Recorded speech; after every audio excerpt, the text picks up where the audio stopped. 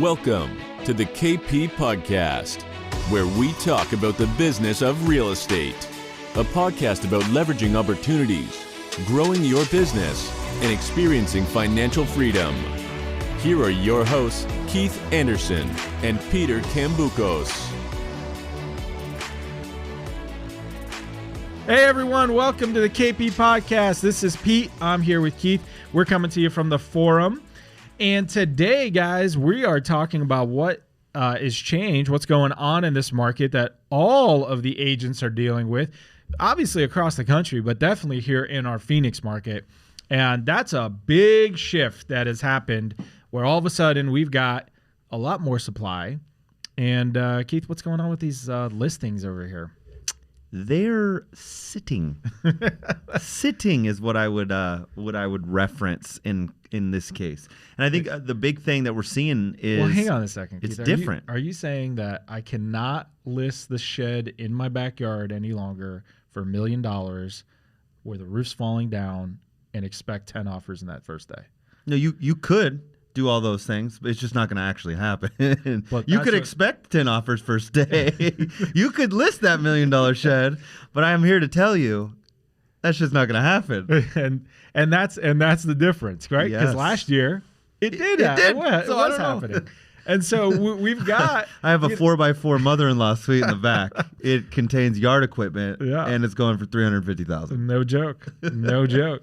Man. So let's talk about that, because we have a lot of, not a lot, but there's a good number of agents who had never seen something other than the last several years, because it was like that for, 2.5 years or something like that, where you could literally list anything, ask whatever you want, and you're probably going to sell it anyways. And so one of the measures that we look at is that listing success rate, okay, meaning of the properties that are listed in the MLS, what percentage of them sell? Well, over the last year and a half, we hit an all-time high, again, with record numbers, all-time highs. It was approaching 100%. It was over 95. It was in the high 90s. It was ridiculous. It literally meant anything you put on was selling. That's not normal.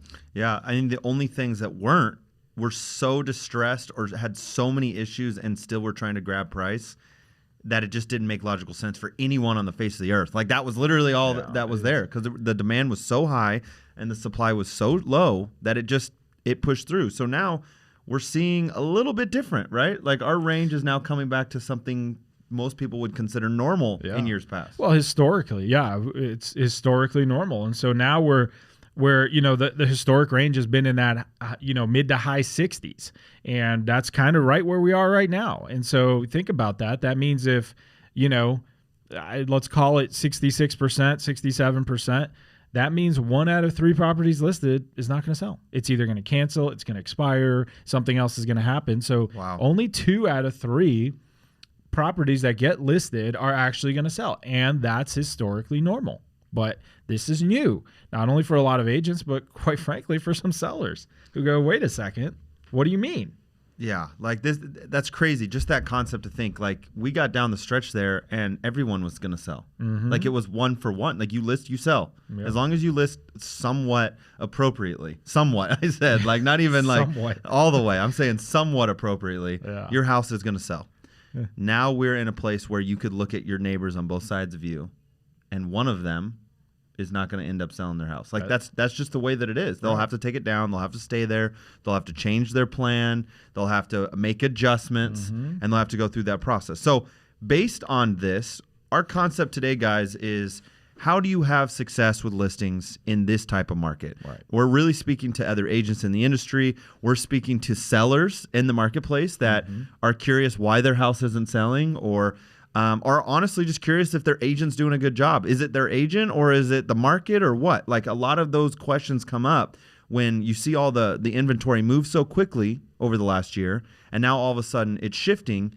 Now, guys, keep in mind, it's not always the agent. The agent has little to no control outside of what the market can hold, as long as they do the initial steps the right way. And we're gonna chat about those 3 major things today that actually end up selling your house, and the continual follow-up and adjustments, I would say, with that as well.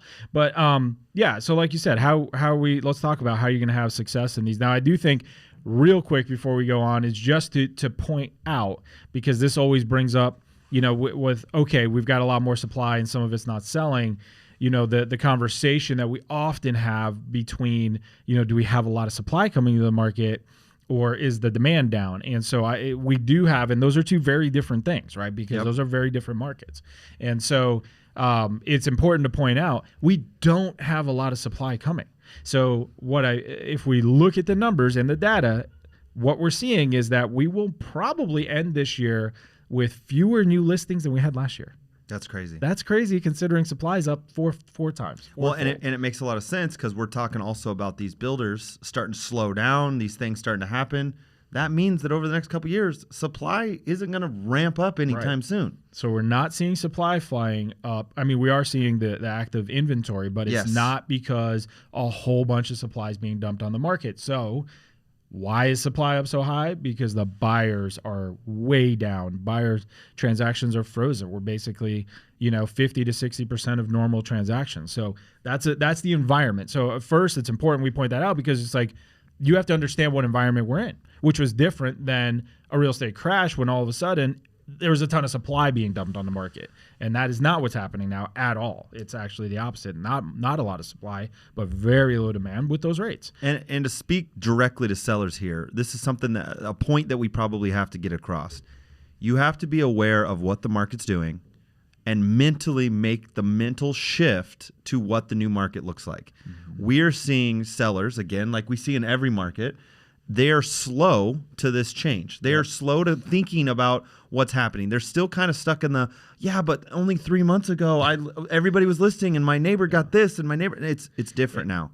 We have to remember that when that shift happened, it is no longer what it was yesterday, let alone 3, 4, 5 months ago. And to be fair to sellers, this happens in every market shift. The seller psychology and awareness with that is usually the last thing to change. And like I said, to be fair to them, there's reasons for that. If you own a home and you're not necessarily looking to sell or buy, you may not be paying attention, as much as buyers or agents are. And so you go, oh yeah, I heard this, like you said, 3 months ago, 6 months ago. You're just living your life. And now when you come back and you're like, what do you mean? It's completely changed from just a couple of months ago? How is that possible? My neighbor sold their house in 3 days. Why can't you sell mine in 1 month, And so, there's part of that, and it's just, you saw it just happen. So, what seems not that long ago, that it's hard to believe. And so that psychology for sellers takes a while, whereas buyers, they're in the market every day. They're watching the rates. They're talking to their lenders. They're talking to their agents. They're seeing what's coming on the market. Like, they're more acutely aware and they react quicker because they're in it every single day like agents should be. So we talked about that seller psychology. It takes a little while. Another thing before we kind of get into, how to have the success with this, for the agents out there, it's dealing with what we call the endowment effect. And, you guys probably have dealt with this when you're talking to sellers, which is, well, my house is worth more. It's like the exact comp down the street. It's the exact same model. You both have all the same things. You both bought it in the same exact year, same condition. We know no property is exactly the same, but man, that's a really good comp. Oh, but mine's nicer. Well, why is it nicer? Well, I put this really nice green wallpaper in the kitchen. Yeah. Really sets off the countertops. It's a nice subtle sage. Like whatever it is. And if you think about it just in other take it away from real estate, because this is the same for everything across society. Like I say, think about it with a car. If you've got your car and you've got, your Toyota Camry and you're saying, well, my Toyota Camry's worth, my 2020 Toyota Camry, it's perfect condition. I got all the options. It's worth at least $25,000. And then you're out there looking at the same ones of what other people are asking. They're like, God, I can't believe that guy's asking $20,000 for that 2020 Toyota Camry. You're like, it's the same car. Why is yours worth more, than the one you have? And so this is something that is a very real thing, like we said, and it works its way into real estate with sellers as well. It's the psychology that, but mine's worth more. And knowing that concept and those thoughts of a previous market and currently what they thought their house is worth helps keep those prices a little higher than they probably should be, which causes the time to sell in this market to take longer and longer and can affect the bottom line of the seller, which we can chat about. So let's jump into these 3 items, okay? What are the 3 things? Let's start with number 1. What is probably the number 1 thing that helps a house sell? It's not the shiny objects or the big balloons I put up front, because I'm thinking those are super valuable. I mean, yeah, I don't know. The number 1 thing that helps a house sell is price. Yep. Price fixes everything. If you had $1 million house and you wanted to sell it tomorrow and you went and listed it for $100,000, guess what? The house sells. That shows us that no matter what, that's where the demand features in all of this. If you have a good, well-priced house, then demand will flourish to your listing, no matter what. So we know that price does sell pretty much everything.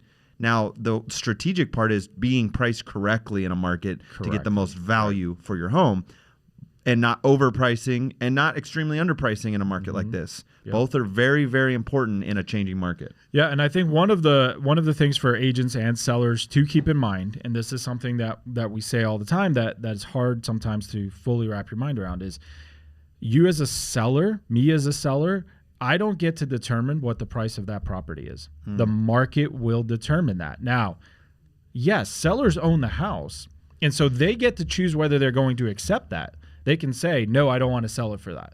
But they don't get to choose the price. They really don't. All they can do is either agree to it or not. And if they don't, then they just don't sell it and they're stuck there. But they don't. You have sellers who go, I want this for my house. If I'm being blunt about it, nobody cares what you want for your house. The market's going to bear what the market's going to bear. If it bears what you want, awesome. If it doesn't, you have a choice to make. Either accept what the market is offering or don't and stay put. But sellers do not get to determine the price. The market will always determine that price. I think because it's our actual houses, it's our home, that people feel a little bit more entitled to like the worth of the item. But it's, again, at the end of the day, it's a hard asset. It's an asset. It's something that is an investment, whether it's your primary or not. It's still a piece of investment for other people. And so I try and think of it more like the stock market. Okay. If your house was an item of stock and you could go to the stock market and say, I'd like to sell this stock for $150,000 than the trading price currently. Like that's what you're basically asking. You could list that. You could put it up for sale. You're not going to get anybody to buy it because they're buying the other ones that are the exact same as yours at a price $150 lower, right? So it's the same concept as those other items that we see. It's the same thing as gold. If you want to sell gold for $1,000 more than everybody else, you can offer that, but it's not going to happen. So let's go with one common thing that agents hear, because I know there's agents listening to this right now and they hear this all the time. But Keith, let's try it at a higher price, because there might be that one guy who really wants this house. And if I put it up there for $25,000 or $50,000 more than all the neighbors, but there might be one person and they really want to be on this corner or this street, or they want the one that's facing diagonal here, so they're going to pay more for this one. And this is where we get into the cost of pricing it too high. So we have a very big analysis that we've talked about with our agents and agents in general over time. There is an actual cost to your seller for overpricing in a changing down market. Correct. You have to understand that the time that it takes to list your house, sell your house, could cost your sellers dollars if you're not aware of the market and the market conditions by overpricing. We use this analogy all the time. In a down market, in a changing market, listings are like milk, not like wine. They spoil with time. They don't get better, okay? You have to understand that the longer a house sits, the worse it gets for your seller's pocketbook. Like, I'll be 100% honest. So if you wait and you price a house over $50K and you're like, I'm just going to try it out. I just want to see it. Like you just said, it happens all the time. All the time. Let's just try it, Mr. Agent. Like, please just trust me. And then the agent. What's the worst that could happen? Yeah. In all fairness, in this market, the agent signs the listing because they're like, well, I got the listing, because they think that it's going to work out the same way. But now, instead of getting the $50K over, let's use real numbers so that you can kind of use the example. Let's say the house was worth $500K theoretically. Now, even if you listed at $500K, maybe you sell it for $485 because we're in a down market and there might be some concessions in there. Let's just say it's a little under. If you sold it right then and there, you listed at $500. But instead, seller wanted to list the house at $550,000 because they just wanted to try it out. And they wanted to list it for a month, give it a try, and then see where you're at. Well, after a month, Now I'm educating my buyers to list their house at 485 instead of 500. So right off the bat, they lose the $15K at list price that they could have used to leverage the price. And now they end up selling their house when they truly finally do that price adjustment down to 500, because now they want to go back to the list price I originally told them. Now they needed to be at 485, and now they're behind. And now the houses at 485 are selling at 475, and you're playing catch up the whole way. And if you don't list your house or adjust that price to what the market needs to be to sell it, you will continually playing catch up. And this the one of the things we're going to touch on too that does to understand how that mechanism works is your competition. What you've essentially done, if you follow up with your example, Keith, you listed at 550, and you've got, say, 2 other properties that are really good 500, comparables, 510, 495, and they're lower than yours. You've essentially pushed those buyers to your competition.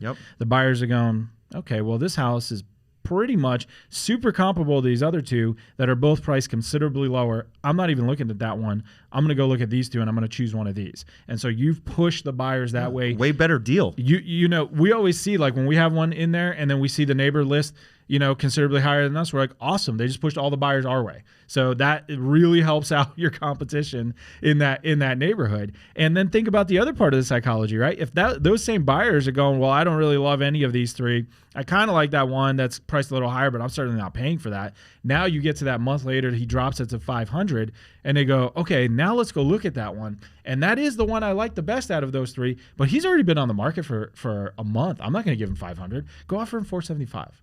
You know what I mean? So it's like you forget all of that stuff. Time is money when you're listing in this Creating competition, even in a down market, is extremely important. It still helps you sell your house. It still helps things happen faster. So price is extremely important. That's number 1, right? So we're going over the 3 things to sell a house. Number 1, is it priced right? Number 2, do buyers know about it? And this has changed so tremendously over the years, right? So you could talk about a long time ago where, you know, we didn't have, you know, everything listed online. We didn't have the internet. Yeah, there used to be in books that we'd have to flip over. Somebody would have to go to an agent, see a sign. There'd have to be an open house. Today, everybody knows, guys. Everybody knows when your house is listed, and we'll talk about how you can differentiate.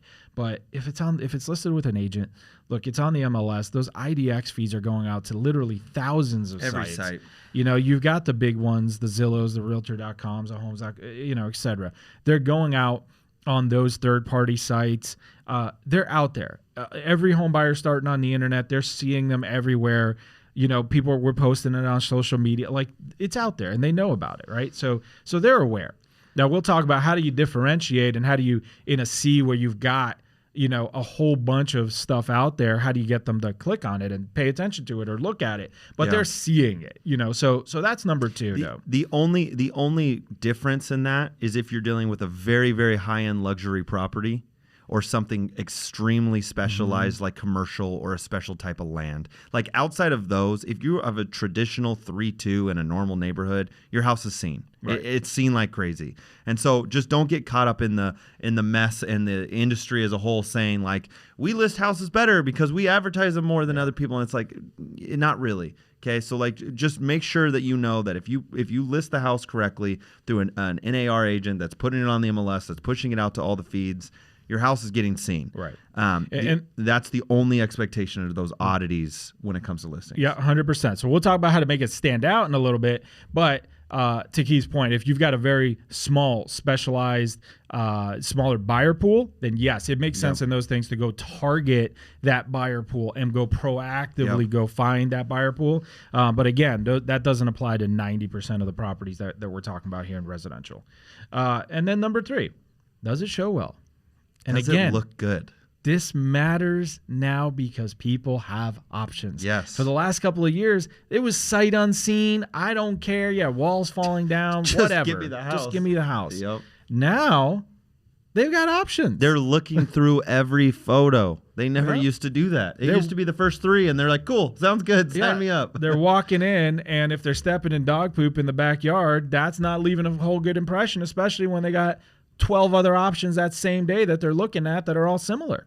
So this is a 2 parts here, guys, so that you understand. It's the way it's presented online, because that's part of it showing well. Are the photos well done? Are they professional, or are they on a cell phone crooked? It does matter now, Is there a guys. Taco Bell thing on the counter? Is there fast food scrambled all over the house? Is it clean? Like, these are things that people see on a photo, and why would they go look at yours or waste their time when they have 12 other listings that are the same price in the same area that look nice? So the photos and the display of the listing has to be nice.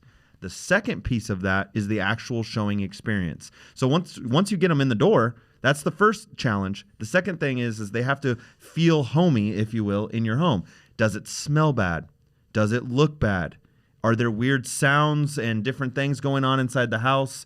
Are they uncomfortable because sellers want to stay at home? Yeah. This all happens. Every experience in the showing atmosphere matters. So you have to start to add that element to it as well.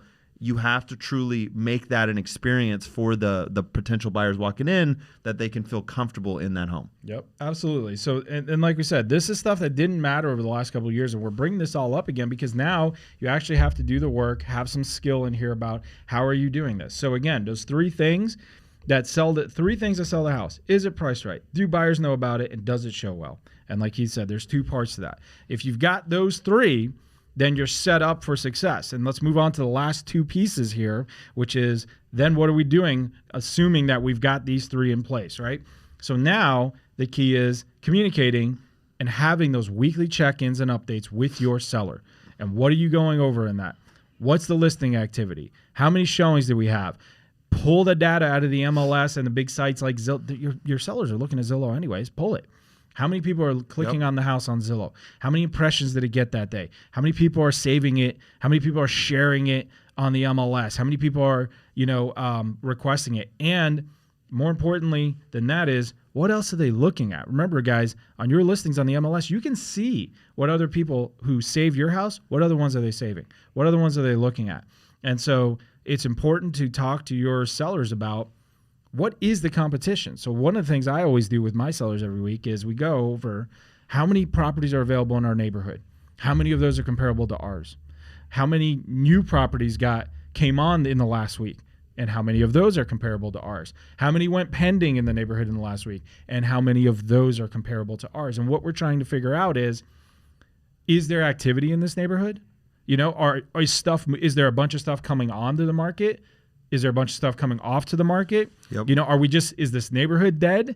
Or are we seeing a lot of activity and they're not choosing our house? If we see several went pending this last week and we look and we go, wow, 5 went pending in this neighborhood this last week and 3 of those are comparable to ours. What does that tell you? It tells you that buyers are choosing another comparable property over your listing. Mm-hmm. Now you need to go back up to those 3 things and go, why? Why are they doing that? And this is how, and this is the meat of it, guys. You're looking at that competition, you're looking at the activity, and you want to see, is this a whole market neighborhood thing, or is there activity and is there movement? They're just not choosing your listing, because now you can go back with the seller and analyze. Well, are they seeing it? Are we getting showings and we're not getting offers? Are we getting no showings? How are we priced compared to that stuff that's moving? Like, now you know what to look at, so you can pull levers and make adjustments where you need to get that property sold. Your active research and communication is what helps you verify those first 3 things are still working well. Keep that in mind. It still comes back to those 3 items: the pricing, do buyers know about it, and does it show well? Those are only the only 3 that really determine if this house is going to sell. The difference is the strategies Pete's talking about right now, the communication, the market updates, the competition checks, all of those things verify, am I still priced well? Do I still show well? And am I still competing, and am I out there against the other listings in the market?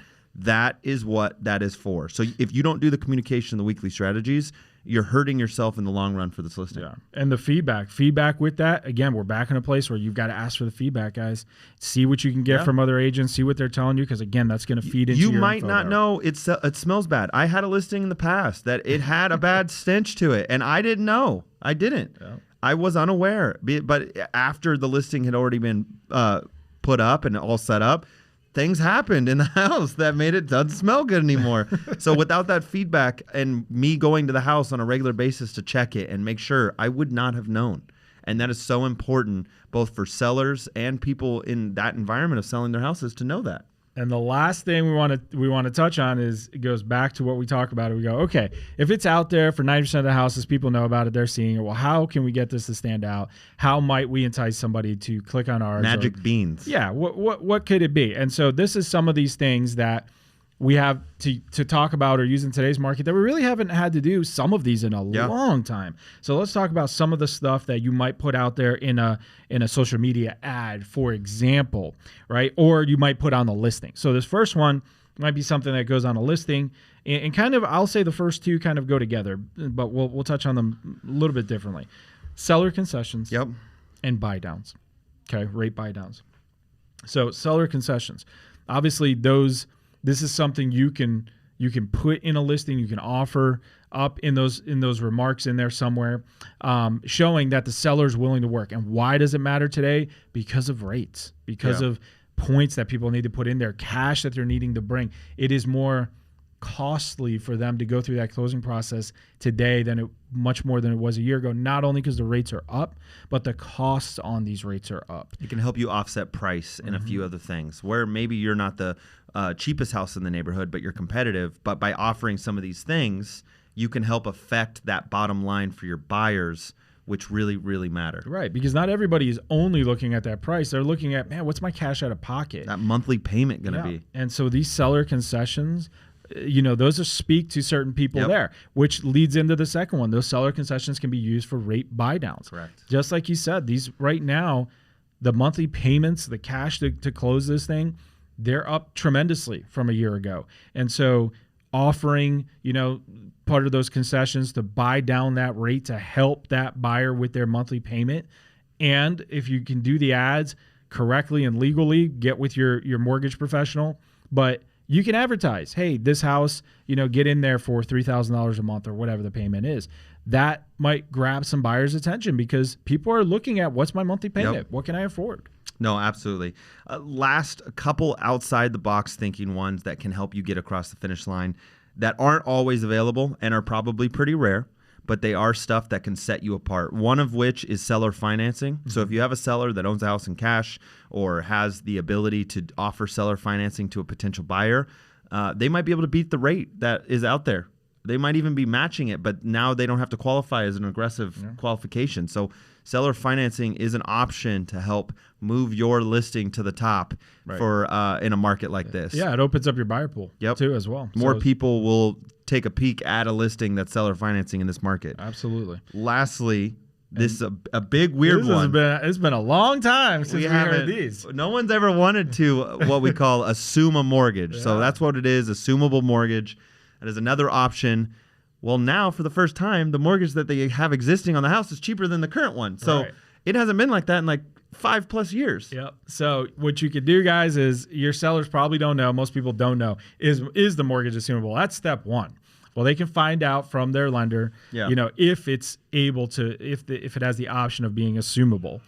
So number one, they'd have to find out. And then number two, if it is in fact assumable, then that is something that you can advertise out there. Because again, with rates being higher than they've been in, a long time, a decade plus, 20 years, whatever it's been, that could be attractive to some buyers. So you'd have to see if it's an option. Buyer would still have to qualify for, that current one, but that's another differentiator that you could throw out there if your seller has that option. And that could affect the price quite a lot because if their payment's that low, then they're not buying down rates. They're not, spending all that money on concessions. So you can offset some of your costs there as well. So lots of cool strategy, guys. Our goal was to bring you something that gave you a little bit more of the truth of what is actually going to help you get these listings sold in this market and to help educate sellers a little bit and explain to them what is actually going to be impacting your listing. It's not the amount of open houses that get done on your house. I hate to tell you.